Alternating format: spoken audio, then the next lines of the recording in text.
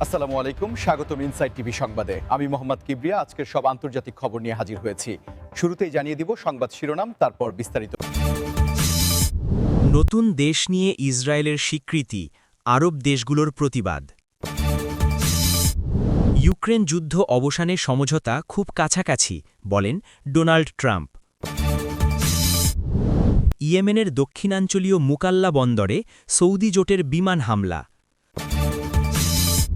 যুদ্ধ ও নিষেধাজ্ঞার চাপে রাশিয়ার কারখানা ফিরিয়ে নিতে পারছে না হুন্দেই। 4 মাস গোপন রাখার পর মুখপাত্র আবু ওবায়দার মৃত্যুর খবর নিশ্চিত করল হামাস। আসসালামু আলাইকুম, স্বাগতম জানাচ্ছি ইনসাইড টিভি সংবাদে। আমি মোহাম্মদ কিবরিয়া। এতক্ষণ শুনছিলেন সংবাদ শিরোনাম, এবার বিস্তারিত। ইসরায়েল সম্প্রতি একটি নতুন রাষ্ট্রের স্বীকৃতির বিষয়ে যে পদক্ষেপ নিয়েছে তা নিয়ে মধ্যপ্রাচ্যের রাজনীতিতে এক নতুন উত্তেজনার সৃষ্টি হয়েছে, যা বিশ্ববাসীর নজর কেড়েছে। আন্তর্জাতিক কূটনৈতিক মহলে এই খবরটি আসার পর থেকেই আরব বিশ্বের দেশগুলো তীব্র প্রতিক্রিয়া জানাতে শুরু করেছে এবং তারা মনে করছে যে এটি আঞ্চলিক স্থিতিশীলতার জন্য বড় একটি হুমকি হয়ে দাঁড়াতে পারে। ইসরায়েলের এই সিদ্ধান্তটি এমন এক সময়ে আসলো যখন পুরো বিশ্ব মধ্যপ্রাচ্যে শান্তি ফেরানোর চেষ্টা করছে, কিন্তু এই নতুন স্বীকৃতি সেই শান্তি প্রক্রিয়াকে আরও জটিল করে তুলবে বলে বিশেষজ্ঞরা ধারণা করছেন।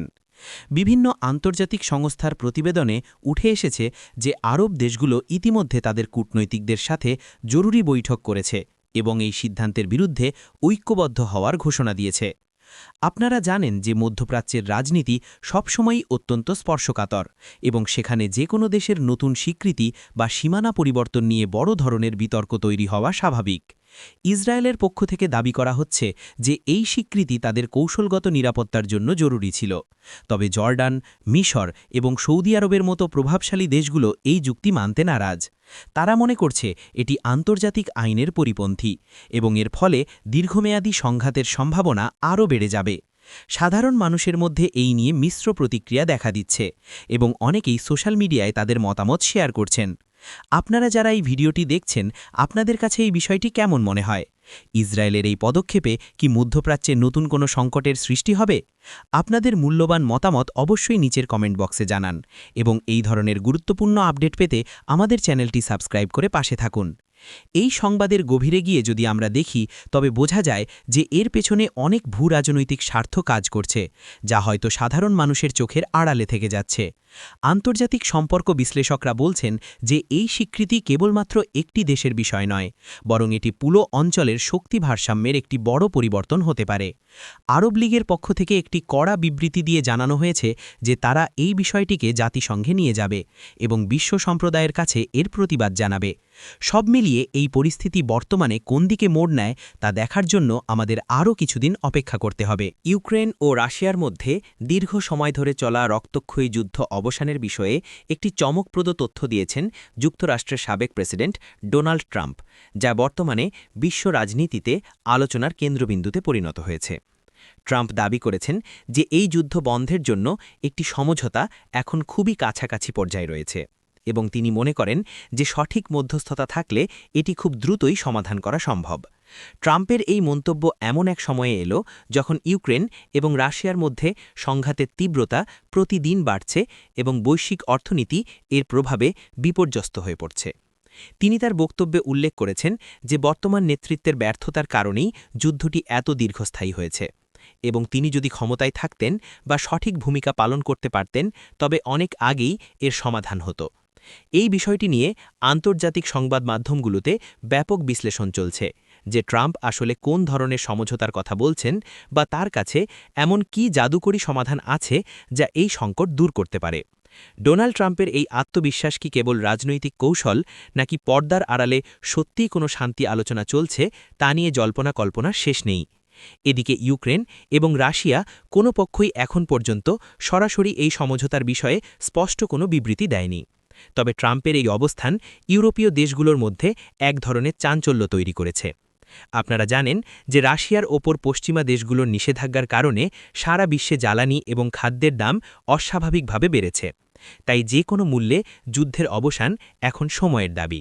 ভিউয়ার্স, আপনাদের কি মনে হয়, ট্রাম্পের এই দাবি কি বাস্তবসম্মত, নাকি এটি কেবল একটি নির্বাচনী প্রচারণার অংশ? আমাদের এই ভিডিওতে লাইক দিয়ে আপনার সমর্থন জানান এবং এই বড় ইস্যুটি সম্পর্কে আপনার চিন্তা আমাদের সাথে শেয়ার করুন। শান্তি আলোচনার টেবিলে দুই পক্ষকে বসানো কতটা চ্যালেঞ্জিং হতে পারে তা আমরা সবাই জানি, কারণ উভয় দেশেরই নির্দিষ্ট কিছু শর্ত এবং জাতীয় নিরাপত্তার বিষয়ে জড়িত রয়েছে। ট্রাম্প যদি সত্যি এই সমঝোতা সফল করতে পারেন, তবে তা হবে বর্তমান সময়ের সবচেয়ে বড় কূটনৈতিক সাফল্য। তবে এর জন্য প্রয়োজন হবে ধৈর্য এবং সব পক্ষের আন্তরিকতা, যা বর্তমান পরিস্থিতিতে বেশ কঠিন বলে মনে হচ্ছে। আমরা পরিস্থিতির ওপর তীক্ষ্ণ নজর রাখছি এবং যে কোনো নতুন তথ্য পাওয়া মাত্রই আপনাদের সামনে নিয়ে আসব। ইয়েমেনের দক্ষিণাঞ্চলীয় গুরুত্বপূর্ণ মুকাল্লা বন্দরে সৌদি নেতৃত্বাধীন জোটের বিমান হামলা নিয়ে নতুন করে উদ্বেগ ছড়িয়ে পড়েছে, যা ওই অঞ্চলের মানবিক ও বাণিজ্যিক পরিস্থিতির ওপর বড় ধরনের প্রভাব ফেলবে বলে আশঙ্কা করা হচ্ছে। মুকাল্লা বন্দরটি ইয়েমেনের অর্থনীতির জন্য অত্যন্ত গুরুত্বপূর্ণ একটি প্রবেশপথ এবং এখান দিয়েই দেশটির একটি বড় অংশের খাদ্য ও প্রয়োজনীয় রসদ সরবরাহ করা হয়। বিমান হামলার ফলে বন্দরের অবকাঠামোর কী পরিমাণ ক্ষতি হয়েছে তা নিয়ে এখনও বিস্তারিত তথ্য পাওয়া যায়নি, তবে প্রাথমিক রিপোর্ট অনুযায়ী সেখানে বেশ বড় ধরনের বিস্ফোরণ ঘটেছে এবং এলাকাটি ধোঁয়ায় আচ্ছন্ন হয়ে পড়েছিল। সৌদি জোটের পক্ষ থেকে বলা হচ্ছে যে তারা নির্দিষ্ট কিছু লক্ষ্যবস্তুতে আঘাত এনেছে, যা তাদের ভাষায় নিরাপত্তা হুমকির কারণ ছিল, কিন্তু স্থানীয় সূত্রগুলো বলছে যে এর ফলে সাধারণ জনজীবন এবং ত্রাণ কার্যক্রম মারাত্মকভাবে ব্যাহত হচ্ছে। ইয়েমেনের এই দীর্ঘস্থায়ী গৃহযুদ্ধ ইতিমধ্যে দেশটিকে পৃথিবীর অন্যতম বড় মানবিক সংকটের দিকে ঠেলে দিয়েছে এবং মোকাল্লার মতো বন্দরে হামলা সেই সংকটকে আরও ঘনীভূত করবে। আন্তর্জাতিক সাহায্য সংস্থাগুলো এই হামলার নিন্দা জানিয়ে বলেছে যে বন্দরগুলো ক্ষতিগ্রস্ত হলে সাধারণ মানুষের কাছে খাবার ও ওষুধ পৌঁছানো অসম্ভব হয়ে পড়বে। আপনারা যারা নিয়মিত বিশ্ব সংবাদ অনুসরণ করেন তারা জানেন যে ইয়েমেন সংকট সমাধানে বিশ্ব সম্প্রদায় দীর্ঘদিন ধরে চেষ্টা করে আসছে, কিন্তু বারবার এই ধরনের সামরিক তৎপরতা শান্তি প্রক্রিয়াকে পিছিয়ে দিচ্ছে। এই হামলার পর লোহিত সাগর এবং এডেন উপসাগরীয় এলাকায় নৌ চলাচলের নিরাপত্তা নিয়েও নতুন করে প্রশ্ন উঠেছে, কারণ মুকাল্লা একটি স্ট্র্যাটেজিক পয়েন্টে অবস্থিত। আপনাদের কি মনে হয়, সামরিক শক্তি প্রয়োগ করে কি আসলেও কোনো দীর্ঘমেয়াদী সমাধান সম্ভব? আমাদের কমেন্ট সেকশনে আপনার মতামত দিন এবং ভিডিওটি শেয়ার করে অন্যদেরও জানার সুযোগ করে দিন। ইয়েমেনের সাধারণ মানুষ যারা বছরের পর বছর ধরে যুদ্ধের ভয়াবহতা সহ্য করছে, তাদের জন্য এই বন্দরটি ছিল আশার আলো। এখন এই হামলার পর সেখানে সাপ্লাই চেইন কিভাবে কাজ করবে তা নিয়ে বড় ধরনের অনিশ্চয়তা তৈরি হয়েছে। আমরা আশা করি যে সংশ্লিষ্ট পক্ষগুলো সংযম প্রদর্শন করবে এবং আলোচনার মাধ্যমে সমস্যার সমাধানে এগিয়ে আসবে। ইয়েমেনের পরিস্থিতির প্রতিটি আপডেট আমরা আপনাদের কাছে পৌঁছে দিতে প্রতিশ্রুতিবদ্ধ।